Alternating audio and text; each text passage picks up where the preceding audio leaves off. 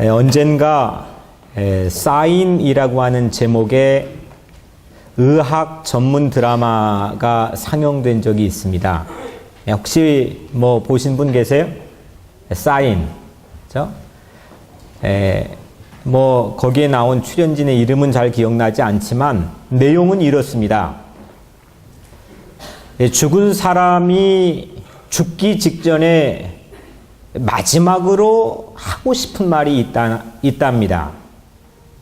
그 죽은 사람이 마지막으로 하고 싶은 말, 하고 싶은 행동, 이거를 그 시신을 통해서 흔적을 찾아내고 그 사인을 찾아내는 게 이 드라마의 내용입니다.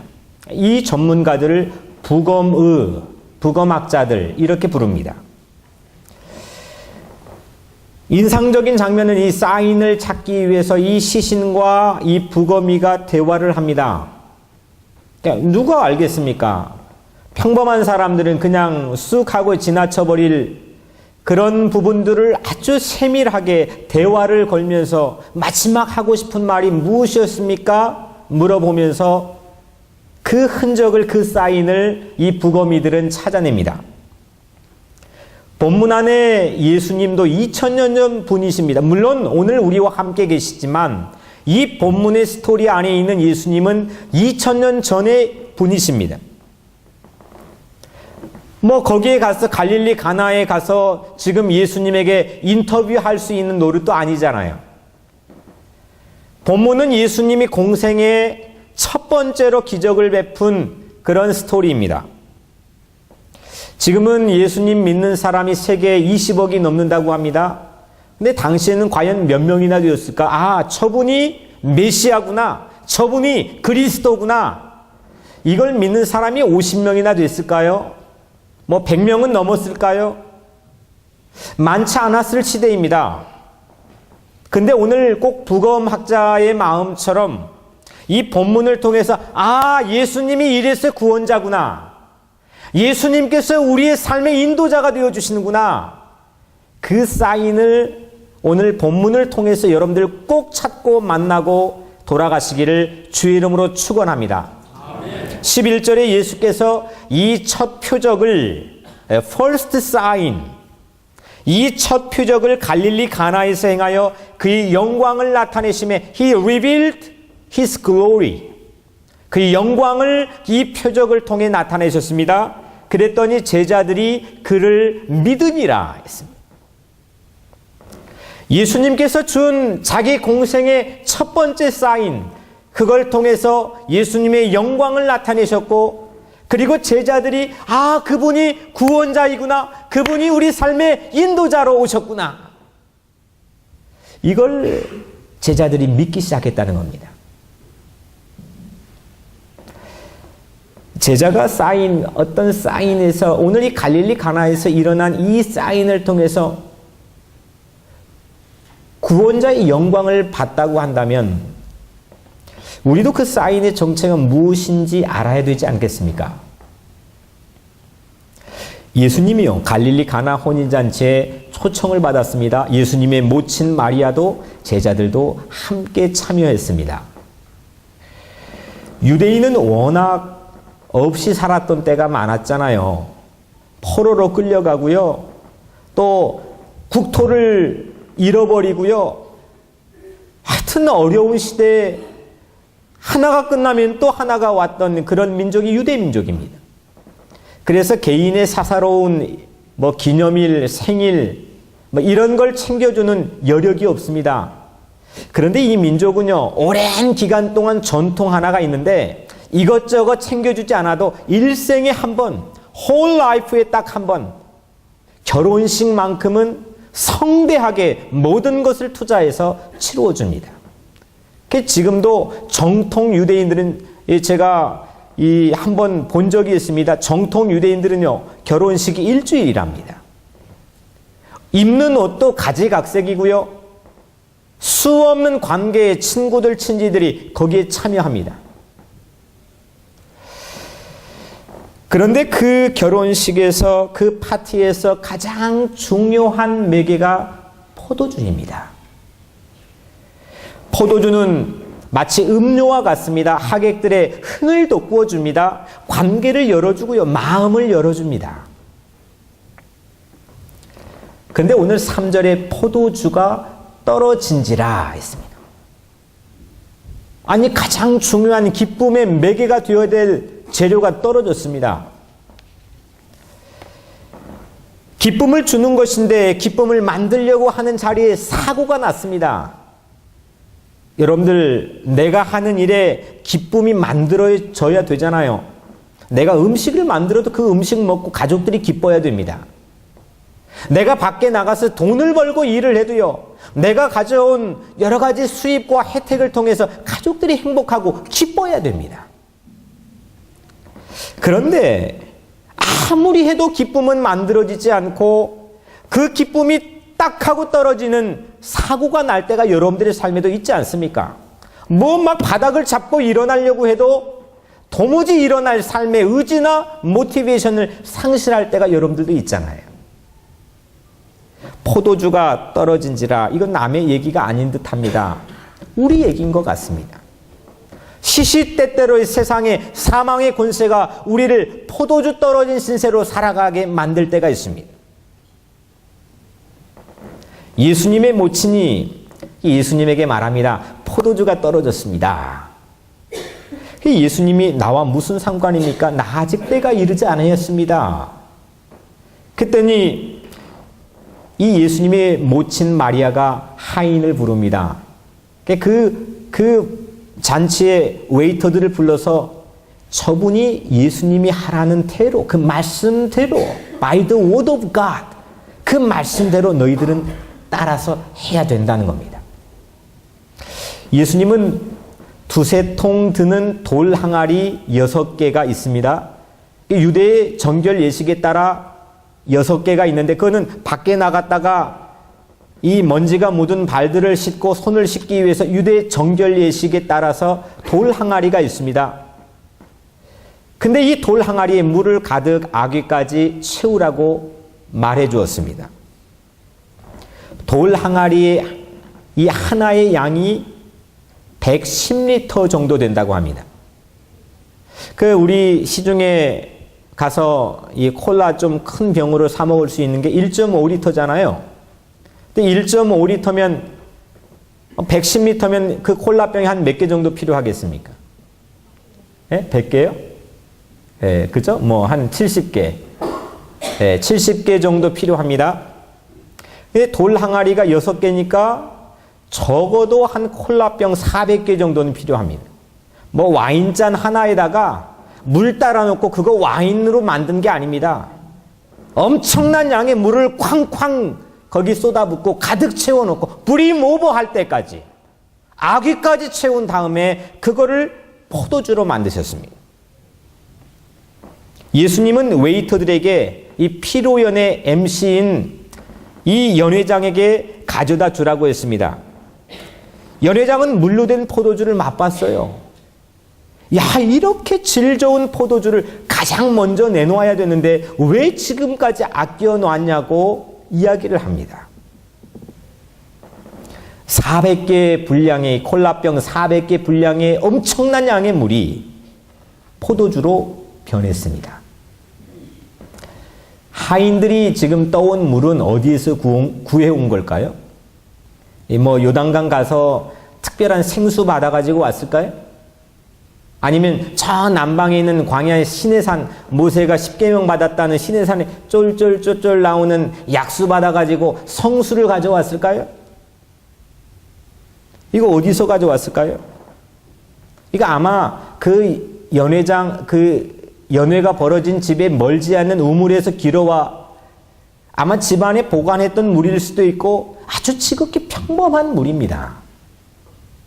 남들이 지나가다 목이 마르면 그거 한 대접 퍼가지고 시원하게 마실 수 있는 물이 될 수도 있고, 아니면은 우리 집에 오는 손님의 발을 정결 예식에 따라 씻어주기 위해 먼지를 털어내는 그런 물이 될 수도 있습니다.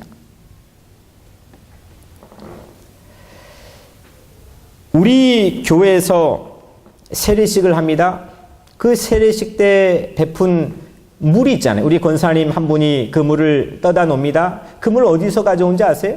저 예루살렘 뭐 거기에 생수병에다 담아왔을까요? 어디서 가져온 것 같아요? 부엌의 수도꼭지에서 가져왔습니다. 수돗물에서 가져온 거예요. 지극히 평범한 겁니다. 오늘 우리 여기 빵과 포도주스를 나누었습니다. 이거 어디서 가져왔습니까? 로마 카톨릭 교황청에 우리 뭐 분배받아 가지고 왔습니까? 이거 키푸드에서 아마 사왔을 겁니다. 지극히 평범한 물질입니다. 오늘 예수님께서는 지극히 평범한 물을 그 돌 항아리 6개에 한 콜라병 600개, 400개 정도 되는 분량의 물을 가득 채우라고 했습니다. 이 평범한 물이 포도주로 바뀌었습니다. 물은요, H2O이고 포도주는 C2H5OH. 참 놀랍네요. 다시 하려니까 안 되네요. C2H5OH. 이게 포도주입니다. 물은요, 차갑게 해가지고 얼음의 고체를 만들 수도 있고 뜨겁게 달궈가지고 증기를 만들 수는 있습니다. 근데 어떤 훌륭한 과학자도 물을 C2H5OH 포도주로 질적 변화를 일으킬 사람은 세상에 한 사람도 없습니다. 가치 변화를 주는 겁니다. 새로운 가치를 투여하는 겁니다. 이거 예수님만 할 수 있는 사인입니다. 예수님은 가치를 변화시키는 분입니다. 그냥 뭐 화학적인 어떤 첨가를 해서 조금 그 모양과 형태와 맛을 바꿀 수 있는 그런 흉내를 내는 게 아닙니다. 예수님은 전혀 무에서 새로운 생명을 창조하시는 가치를 변화시킬 수 있는 분입니다. 사망의 권세에 휩싸여 있는 세상의 모든 인류들에게 생명의 기운을 불어넣어 줄 수 있는 분이 예수 그리스도임을 믿으시기를 바랍니다. 예수님은요, 평범한 물 가지고 포도주를 만드신 겁니다. 가치 변화가 일어난 겁니다. 돌 항아리에 H2O 물이 있을 땐요, 그거 아마 가격 별로 없을 겁니다. 그냥 발 먼지 털어주는 그 물 정도에 불과할 수도 있습니다. 김이 다 빠져버린 그런 물이 될 수도 있습니다. 그런데 그 가격이 붙어있지 않는 그 물을 예수님께서 C2H5OH라는 포도주의 새로운 가치로 바꾸게 해주셨습니다. 거기에는 가격이 붙습니다. 잘 좋은 와인병에 넣으면요, 진열장에 가격에 붙여가지고 판매할 수도 있습니다. 우리 인생이 정말 가격 없는 삶을 살 때가 얼마나 많이 있습니까? 내 자신도 나를 존중하는 마음이 없어가지고 열등감에 휩싸여서 나는 왜 이럴까? 남 앞에서는 좋은 모습 보이려고 가면 쓰고 살아가죠. 하지만 여러분들 마음에는 그렇지 않잖아요. 근데 예수님이 터치하면요, 여러분들 가격이 얼마인지 아십니까? priceless. 가격이 없습니다. 여러분들의 값이 얼마인지 아십니까? 예수 그리스도의 피값입니다. 세상의 모든 걸 줘도 바꿀 수 없는 예수님의 생명을 주면서까지 사탄의 사망의 권세에 산 그 값입니다. 저는요, 제가 너무 즐거운 취미 생활을 하는 것 같습니다. 이 목회가 너무 행복합니다. 물론 어려운 일도 있습니다. 그걸 부인하는 건 아닙니다. 하지만 이 목회가 행복합니다. 교회가 저에게 연봉을 주는 건 교회가 저에게 어떻게 가치를 매깁니까? 저는 하나님께서 주신 가치를 가지고 살아가는 겁니다. 여러분들 세상이 매겨주는 연봉 가지고 세상 사람들은 저 사람 얼마짜리, 저 사람 얼마짜리, 그것 때문에 우월감에 가졌다가 열등감에 빠지기도 합니다. 왜 우리가 그런 정도의 삶을 살아야 됩니까? 왜 그것 때문에 왜 웃다가 울다가 해야 됩니까? 왜 그것 때문에 마음에 병이 들어야 됩니까? 여러분들은요, 세상의 회사에서 매겨주는 그 가격이 아닙니다. 여러분들의 인생은 여러분들 집이 뭐 100만 불짜리라면 그 가격 가지고 여러분들의 인생의 가치를 논할 수 있으면 안 됩니다. 여러분들의 인생의 가치는요, 예수를 믿기만 하면, 예수 그리스도의 보혈로 터치하기만 하면 여러분들의 자존감은, 여러분들의 인생의 가격은 예수의 핏값이라는 겁니다. 이 마음 가지고, 이 은혜 가지고 사는 게 크리스찬 아닙니까? 왜 우리가 세상의 논리에 똑같이 휩싸여서 그렇게 살아야 됩니까? 시시때때로 스스로에게 자문합니다. 나는 얼마의 가격을 가진 인생인가? 여러분들 자문하셔야 됩니다. 창세기 1장 2절이 땅이 혼돈하고 공허하며 흑암이 깊음 위에 있고 하나님의 영은 수면 위에 운행하시니라. 혼돈, 공허, 흑암이 있는 이 수면 위에 하나님의 영인 성령이 태초에 운행하셨습니다. 운행했다고 하는 건 영어로 호버링인데, 이거는 큰 새가, 독수리가 마치 자기 새끼가 있는 저 아래의 보금자리 위를 창공을 보호하기 위해서 날아다니는 모습을 호버링이라고 합니다. 이게 히브리 어원적인 의미도 똑같습니다. 창세기 1장 9절 10절 보면 하나님이 이르시되 천하의 물이 한 곳으로 모이고 묻이 드러나라 하시니 그대로 되니라. 하나님이 묻을 땅이라 부르시고 모인 물을 바다라 부르니라 했습니다. 혼돈의 물이 하나님의 영이 호버링하니까, 하나님의 영이 운행하시니까, 하나님이 터치하시니까, 하나님이 말씀하시니까 그 물을 모아가지고 바다라고 하는 가치를 부여했습니다. 여러분들의 인생에 혼돈이 있습니까? 여러분들의 인생에 흑암이 깊음 위에 있습니까? 여러분들의 인생에 공허합니까? emptiness. 하나님이 말씀하시면, 예수님이 터치하시면 새로운 가치가 부여된다는 겁니다. 바다라고 하는 이 엄청난 가치 안에는 고래도 꼴뚜기처럼 그 안에 모여 있고요, 수없는 물고기들, 생명체들이 있고요, 수없는 풀들이 있잖아요. 이 엄청난 물들을 모아가지고 하나님은 새로운 가치를 부여했습니다. 오늘 흑암 같은 인생을 살고 있지 않습니까? 공허한 인생이 없습니까? 예수 그리스도의 터치함을 받기를 주 이름으로 간절히 축복합니다. 이 예수님의 간절한 소원입니다. 돌 항아리의 물은요, 죽어있는 물입니다. 뭐 흐르는 물은 모르겠는데 거기에 넣어놓으면 H2O가 죽어있는 겁니다. 유대인의 결례에 따라서 발을 씻을 때 담아 놓을 수 있는 물입니다. 마실 수도 이제는 없고 김이 완전히 빠진 물입니다. 예수님은 이 물을 포도주로 바뀌었습니다. 아무 생명도 없는 물에 생명을 불어넣어 주었습니다.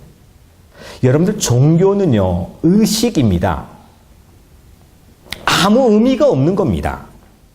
그냥 예배만 1년 365일 왔다 갔다 하는 거, 그 아무 생명이 없는 겁니다. 습관만 남는 겁니다. 예수님을 만나야 됩니다. 예수님이 내 영을 터치해 줘야 됩니다. 예수님의 사랑이 내 마음의 은혜로 넘쳐 흘러야 됩니다. 항아리 안에, 오늘 돌 항아리 안에 물이 아귀까지 담겨 있다고 하는 것, 이거는 죽어있는 유대교를 말합니다. 종교 의식만 남아있고 사랑은 사라져버린, 하나님의 말씀의 영은 사라져버린 이 죽어있는 주다이즘이 바로 돌 항아리 안에 있는 물입니다.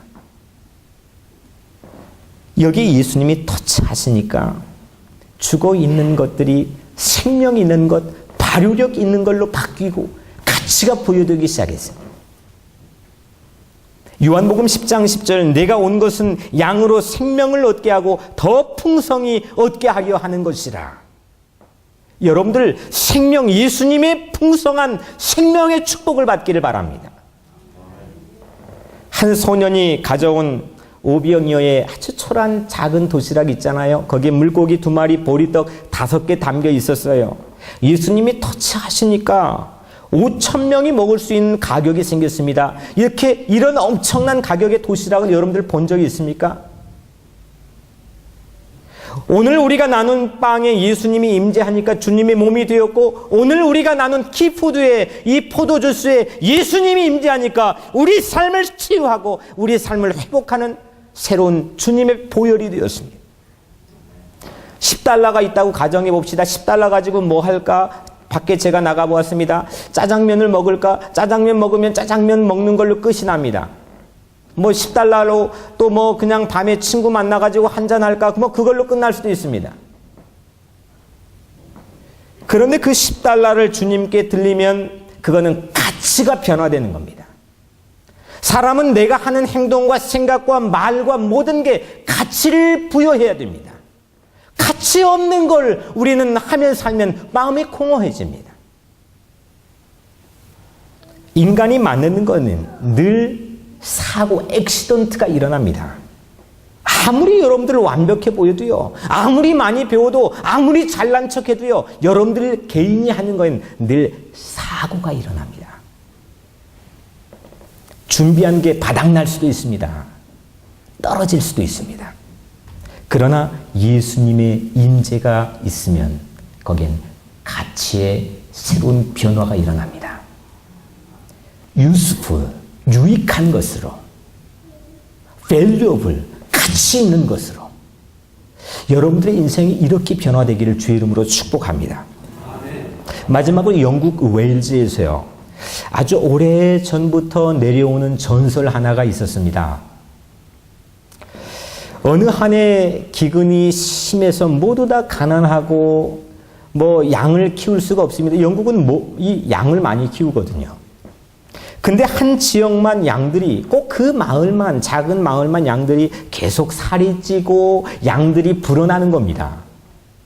그런데 문제는 다른 지역의 마을에 아주 배가 골고 또 가난해진, 더 기근에 시달리고 있는 사람들이 이 잘 되는 마을에 양을 도둑질해 간다는 게 문제가 되었습니다. 그래서 잘 되는 지역의 리더들이 모여가지고 엄한 법을 만들었습니다.